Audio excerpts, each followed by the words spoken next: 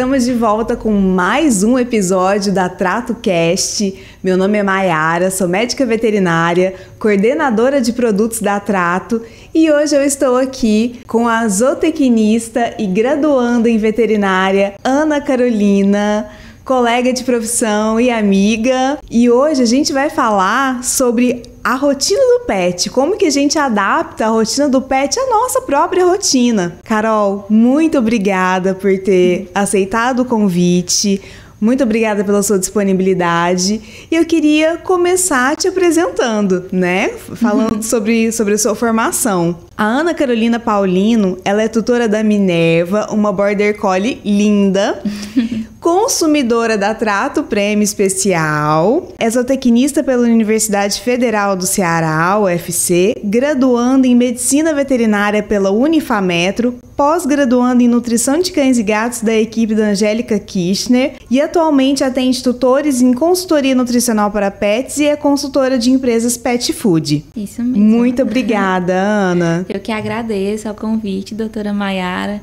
e a Trato também por esse encontro, esse bate-papo que vai ser bem especial. Vai sim. Para começar, eu vi que você faz muita coisa, né? Você ainda tá estudando veterinária, você trabalha, tem a Minerva, que é uma Border Collie cheia de energia. Me conta um pouquinho como é que você consegue encaixar as necessidades comportamentais, né, da Minerva e da rotina da Minerva na sua rotina. Então, doutora, é um desafio, né, de fato, a gente poder atender esses pontos importantes, né, que a gente precisa na rotina dos nossos pets, mas eu busco sempre priorizar uma rotina pré-estabelecida, né, com horários fixos de alimentação, né, uma alimentação de qualidade. Também, para ela, é muito importante a questão do gasto energético, né, a gente sabe que o Border Collie é uma raça que tende aí a ter uma alta energia, então a gente precisa sempre estar usufruindo disso para poder que eles fiquem mais equilibrados no dia a dia. E também o estímulo mental, né? Nessa raça é algo que a gente não pode abrir mão de maneira nenhuma, porque eles são animais, né, de trabalho, né, animais de pastoreio, então eles têm esse prazer e essa aptidão por desafios mentais cognitivos. Então, eu busco preencher da seguinte maneira, né? De manhã, ela tem a rotina dela de passeio. Quando ela retorna para casa, ela fica um pouco mais calma.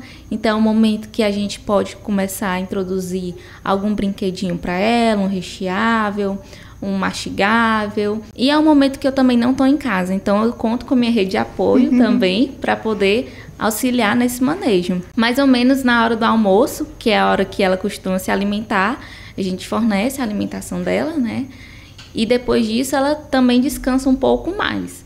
E aí quando eu chego, né, da minha rotina habitual, a gente realiza um passeio mais longo, que eu costumo levar a bolinha dela para brincar, ou Sim. Então levo o frisbee, algo que ela goste. E aí ela chega em casa, eu já também tento inserir alguns treinos com ela, e aí ela se sente bem satisfeita e depois só realiza a última refeição e vem a dormir, né? O que eu tô vendo é que realmente essa raça, assim, né, tudo bem, a gente vê que muitos tutores têm uma vida absurdamente corrida, né, e quer ter pet, mas não acaba não encaixando, né, a rotina do pet. O pet fica muito tempo sozinho, né. O Border Collie é uma raça que ele não deve ficar sozinho, né. De maneira alguma. Eles são muito apegados aos tutores, de maneira geral. Uhum. E justamente por eles terem esse drive, né, que a gente fala, né, na linguagem de comportamento, esse drive muito alto para atividade física, atividade cognitiva, eles podem ter comportamentos indesejáveis e também ansiedade de separação, né? Que é muito recorrente nos dias atuais devido a essa rotina mais corrida atualmente.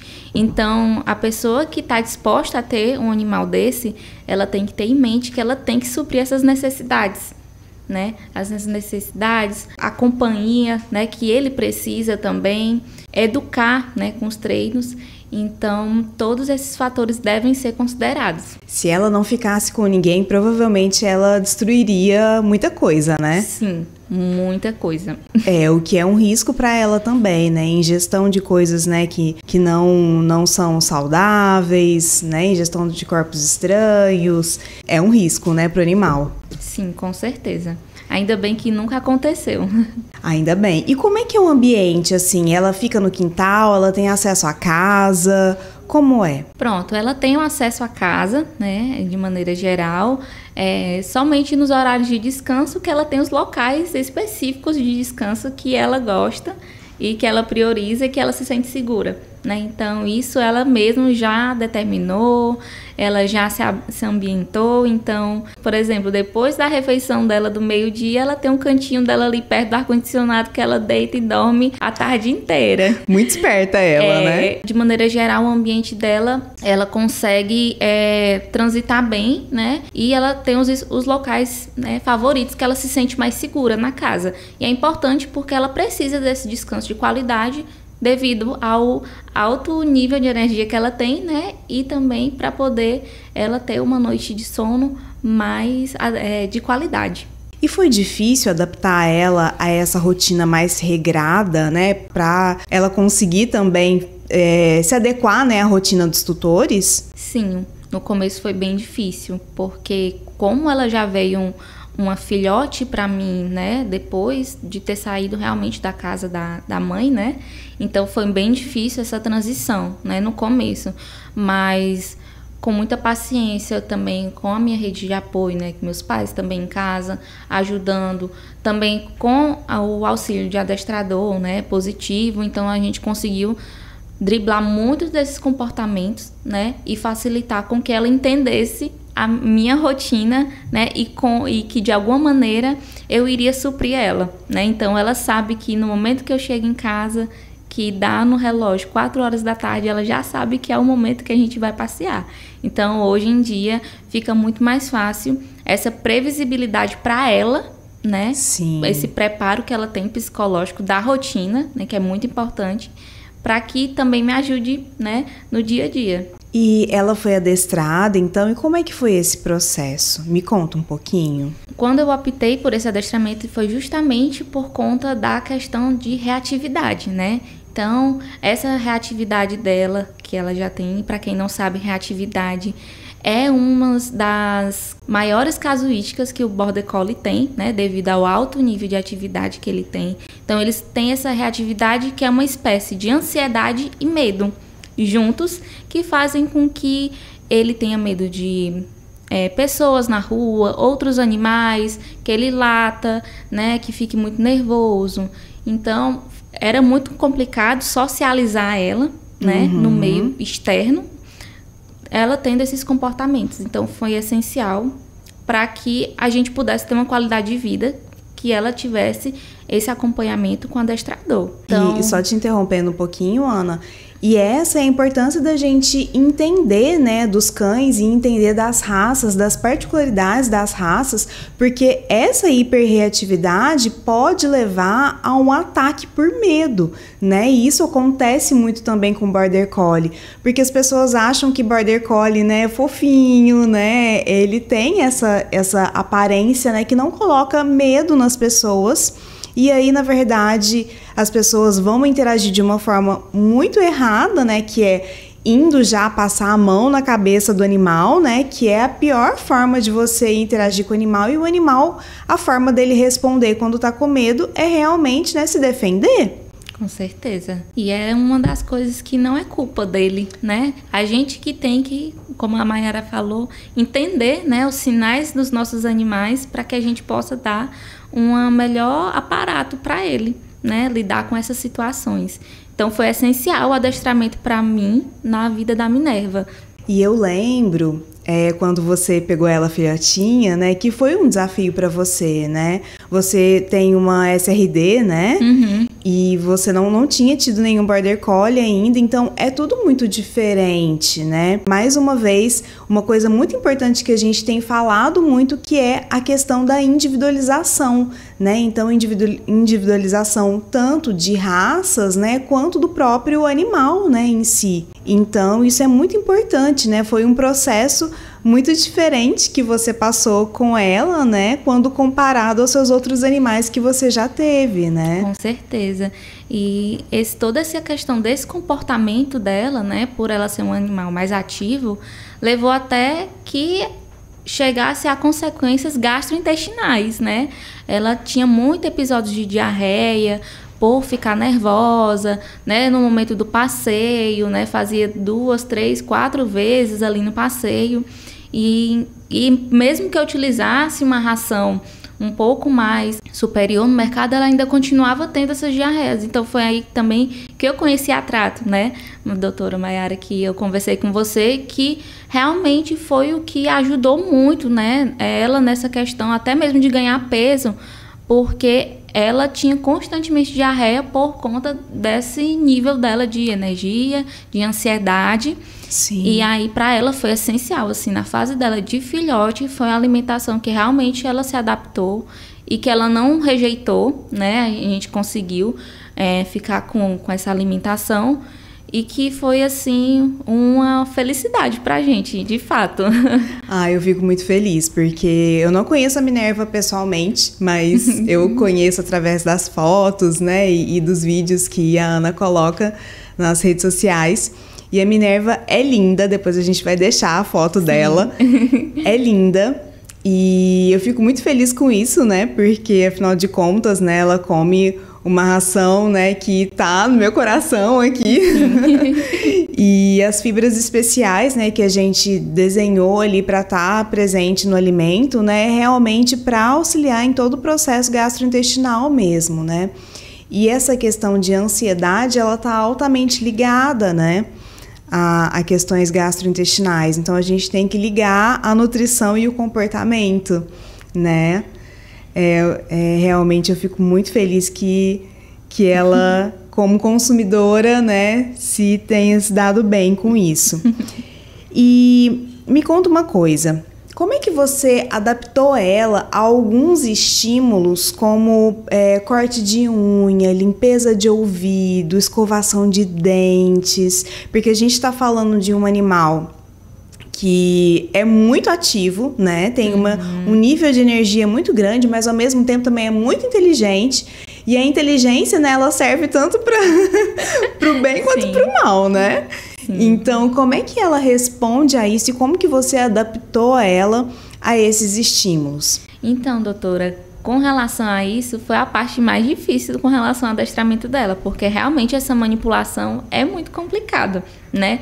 Então, o corte de unha acabou que também me beneficiei do adestramento positivo, então, utilizando petiscos que ela gostava para poder fazer essa troca, né? Ela entender que aquilo ali era um processo, que querendo ou não essa recompensa para o animal, né? Que está acostumado a trabalhar, acaba associando e ajuda bastante. Nós utilizamos, né, nos primeiros momentos, estruturas de madeira com a lixa para ela aprender a lixar a unha, né? Então esse foi um dos estímulos que eu consegui fazer com ela, né, para facilitar, não ter que precisar utilizar um alicate para cortar, mas ela conseguir manter as unhas aparadas lixando, né, essa tábua de madeira com a lixa. Caramba, que legal! Muito acho legal. Que eu nunca tinha visto. A gente pede para ela fazer estímulo patinha, né?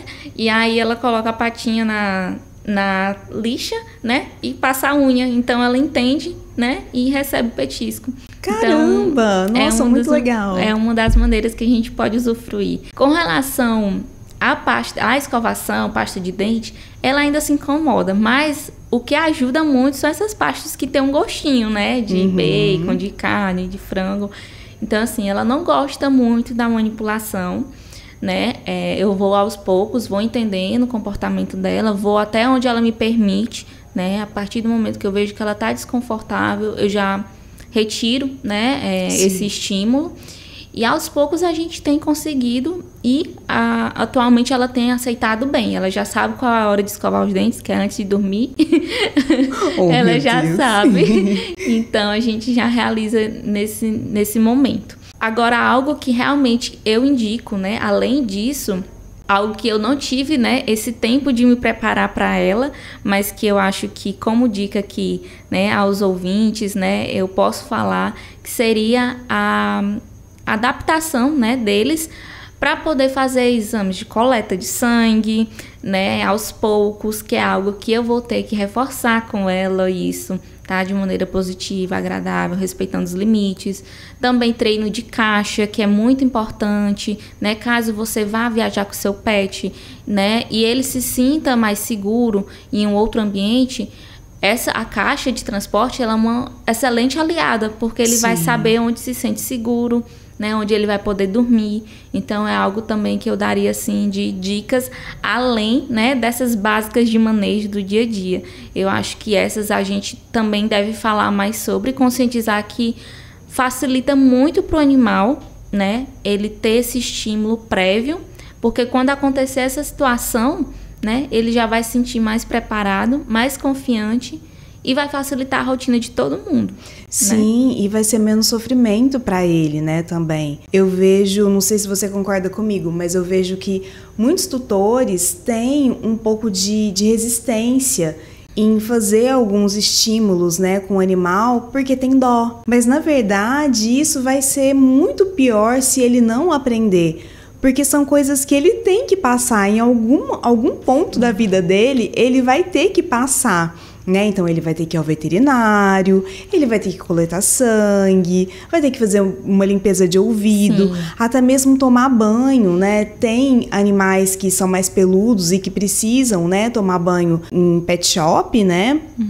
Que eles têm essa resistência, né? E aí o tutor, ele realmente fica, né, com esse receio de fazer comandos, fazer ensinamentos. O tutor acha que o animal vai ficar mecânico, né? Sim. Mas, na verdade, não. Isso facilita a comunicação entre tutor e animal. Com certeza, facilita muito. É um vínculo, né, que você está criando. Você está se comunicando ali da maneira que vocês, né, conseguem. E eu percebi isso, né, essa formação desse vínculo muito maior. Por mais que muitas vezes ela não queira realizar algumas coisas, mas por ela já saber que são coisas necessárias, que eu já venho manejando aos pouquinhos com ela, ela já se torna mais aberta a isso. Então, eu diria sim, né, para os ouvintes, né, e tudo, que seria muito bom se vocês começassem a adotar essas práticas no dia a dia. E aí a gente está falando de uma construção de rotina, né, e da adaptação dela. E como que ela responde quando essa rotina não é seguida? Quando acontece alguma coisa, alguma quebra, né, na nossa rotina, e isso acaba prejudicando a rotina deles também. Como que é para ela? É caótico para ela. Nossa, imagino. É caótico, ela é muito sensível, né? Então, uma das primeiras coisas que acontece, assim, ela não quer se alimentar. Quando tem essa quebra de rotina dela, ela não quer se alimentar, ela começa a latir mais, se incomodar mais com os estímulos externos. É algo realmente que ela faz. Eu tenho que ir no mais próximo que eu puder atender essas demandas dela, principalmente de passeio.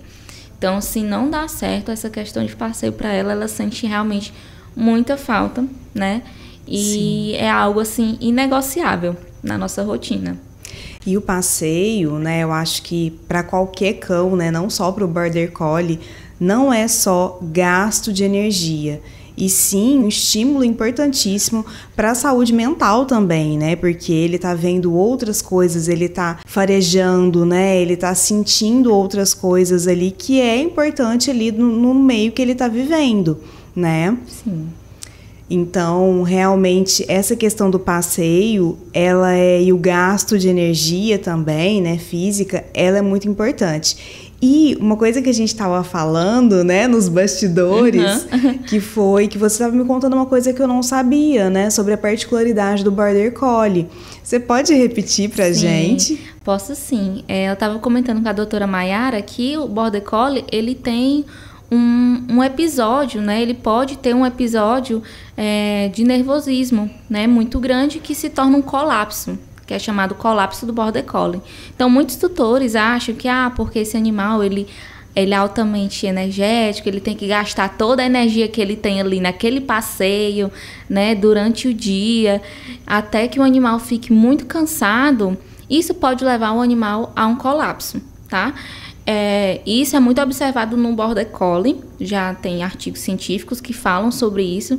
E o animal, quando ele chega nesse pico, né, de exaustão, né, ele começa a ter um movimento mais rígido, ele não consegue responder muito bem ao ambiente, ele fica como se fosse no estado de choque. Então, muito importante também que a gente tenha noção que a gente, sim, tem que atender a demanda energética do animal, mas são animais que têm drive muito alto de energia e eles muitas vezes não vão saber qual é o limite que eles têm que parar. Nós, como tutores, a gente tem que avaliar, né, se a gente está passando algum limite desses animais, justamente para não ter essa experiência negativa, que é esse colapso. Nossa, né? Isso é muito importante e eu acho que poucos tutores sabem disso. Sim. E poucos colegas também, né, na hora de fazer uma consulta pediátrica, né, na hora de orientar ali o tutor, né, com uma raça específica, com o Border Collie, também não conseguem passar essa informação. Então, eu acho muito importante, antes de qualquer aquisição, né, adoção de qualquer animalzinho, pesquisar sobre as necessidades comportamentais, as necessidades físicas, o que aquele animal tem de particularidade, né, para o bem da família e do animalzinho também. Exatamente, né, porque é caótico isso mesmo, né, bem estressante, né, passar por algum tipo de crise assim, né. Exato, e muitos veterinários assim, têm essa dificuldade de identificar, manejar, então também é importante, vou adicionar, né, nos cuidados que deve-se ter, ensinar o animal a se autorregular, ensinar o animal que tem que ter a hora também de descansar, né? Justamente para evitar que ele, no momento, ele chegue nesse limite fisiológico, né? E aconteça esse episódio. Então, na rotina, tem-se sim o ócio, né? O ócio também é importante para os animais, assim como é para a gente, né? Nós humanos, a gente também precisa do ócio, né? Imagina a gente trabalhando o tempo todo, né? Sim. Como a gente fica, né? Então é importante para eles não que seja somente um momento de descanso, de dormir, mas sim que o animal também aprenda que ele pode ficar um pouco mais inativo, né, nesse momento de ócio, né, para poder prevenir, né, comportamentos que possam prejudicar ele no dia a dia. Sim, é verdade, né?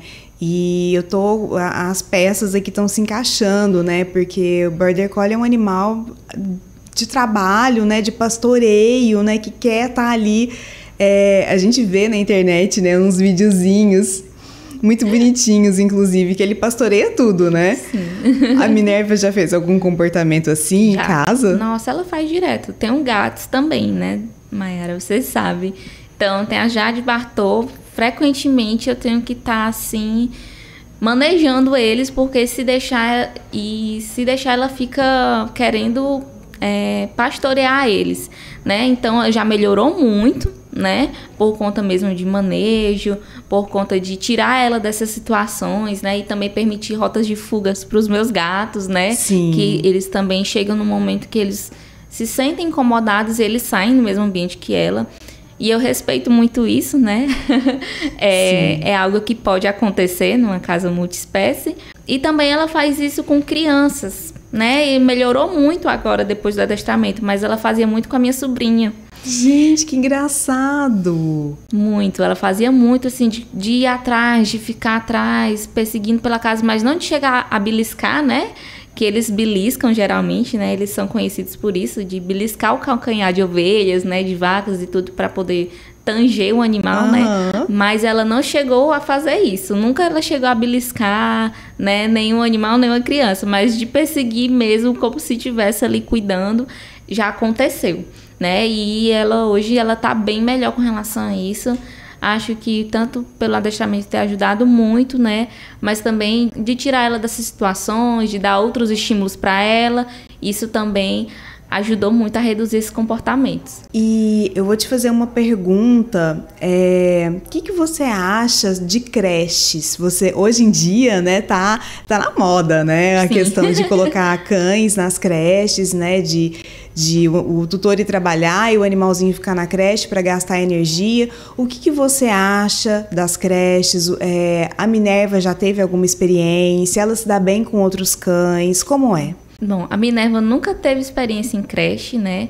Até o momento, até porque em casa ela consegue ter socialização com outros animais lá em casa, mas eu acho que é super válido, né? Uma creche para um animal desse que precisa, né, de um gasto energético um pouco maior, numa creche que seja responsável, que tenha uma rotina, né? Que não seja aquela creche que só coloque o animal para fazer atividades o dia todo, mas também que tenha ali um momento de descanso, né? Que separe os animais por portes e também por questão também de temperamento, de observar, né? Que também faça essa avaliação comportamental do pet, né? Que coloque ele numa semana de adaptação aos pouquinhos, tem essa responsabilidade com o animal também, tá? E que sempre tem esse feedback com o tutor. E principalmente, eu acho que para animais como o Border Collie, creches que aceitam animais com porte médio e grande, tem que ter pelo menos um monitor para cada 5 a 8 animais. Porque pode-se ter algum comportamento que seja ali minimamente, que não seja bem interpretado por um outro animal. Então, o monitor ele tem que estar atento, né? Para poder identificar esses comportamentos e separar de situações ou animais que não se lidam tão bem, porque isso pode acontecer em qualquer, né, espécie, né? Essa falha na comunicação. Sim. Então, eu acho que encontrar uma creche é possível, né? É super válido. Eu acho que temos vários clientes também que vão para a creche, que são super bem, são super saudáveis, né? E que são muito bem socializados, mas que a gente precisa ter esse cuidado, né? Quando a gente vai orientar também os tutores, né? Essas escolhas, né? Escolher uma creche que realmente preze por tudo isso que eu falei. Ana, a gente está encaminhando para o final da nossa conversa. Foram muitas curiosidades, muita coisa que eu não sabia sobre a raça, né? Eu queria que você pontuasse algumas coisas a mais, se você quiser, se você tiver, né, aí para falar sobre a socialização do Border Collie, né? Mais especificamente do seu caso, né, da Minerva. Alguma dica que você queira dar, né, para quem está pensando em ter um animalzinho dessa raça? Perfeito, olha, por experiência própria, eu indico, né, que você que está pensando em ter um Border Collie, primeiramente estude sobre a raça, estude os canis que você está buscando, veja se esse canil ele entrega o animal num tempo adequado, né, para que esse desmame ele não seja feito de maneira precoce para o animal, que toda essa questão do comportamento também influencia muito nesse período que o pet está com a mãezinha, certo? Outro ponto, que se você nunca teve um animal, nunca teve contato também com adestramento, repense e, se necessário, busque ajuda de imediato. Isso vai prevenir vários manejos errados que você possa fazer, vários comportamentos que não sejam desejáveis, certo? E vai garantir uma vida de qualidade com o seu pet de verdade. Então, você vai aproveitar aquele animal e todos os momentos que ele vai curtir em família de uma maneira muito melhor. Então, essa é a minha dica que eu dou, né? Priorize a rotina, priorize os horários, priorize as atividades. Dar qualidade de vida e bem-estar, né, para o animal e aproveitar ele como parte da família também. Exatamente. Ana, muito obrigada. Eu adorei a nossa conversa. Foi muito rica em experiência e em dicas. Muito obrigada pela sua disponibilidade. Eu que agradeço. É um prazer para mim aqui estar falando sobre o Border Collie na Trato. Espero que vocês tenham gostado e a gente se vê no próximo episódio da Trato Cast.